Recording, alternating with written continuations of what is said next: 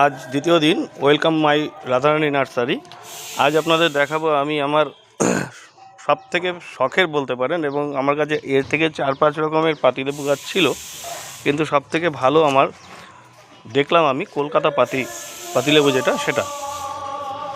এটা আমার 2 বছরের গাছ, দুবার এটার ফলন এসছে। প্রথমবার ফলন এসেছিল প্রায় 50 খানার উপরে, সেকেন্ডবার ফল এসছে প্রায় 150।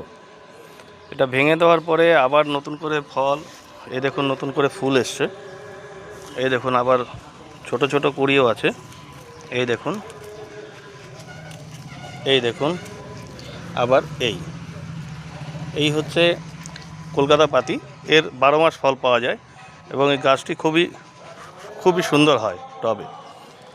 আর এই গাছের বৈশিষ্ট্য হচ্ছে একটাই, সেটা হলো এর সবথেকে বেশি ভালো হচ্ছে এর জল ছাড়া আর আদার্স হচ্ছে আপনার জল, প্রথম হচ্ছে জল, আর আপনার সবথেকে বেশি দিতে হয় 0050 মাসে অন্তত 3 থেকে 4 বার ব্যবহার করতে হয়, সপ্তাহে একদিন করে দিতে হয়। ফল যখন গুটি সেট হয়ে যাওয়ার পরে, গুটি সেট হওয়ার আগে দিলে কিন্তু ফল নষ্ট হয়ে যাবে। আর এতে কোনো মিরাকুলাম থেকে আরম্ভ করে কোনো কীটনাশকের কিংবা কীটনাশক ছাড়া আর কোনো কিছুরই প্রয়োজন পড়ে না, ঠিক আছে। অযথা গাছের বেশি ঘাটাঘাটি করলে গাছ নষ্ট হয়ে যাবে।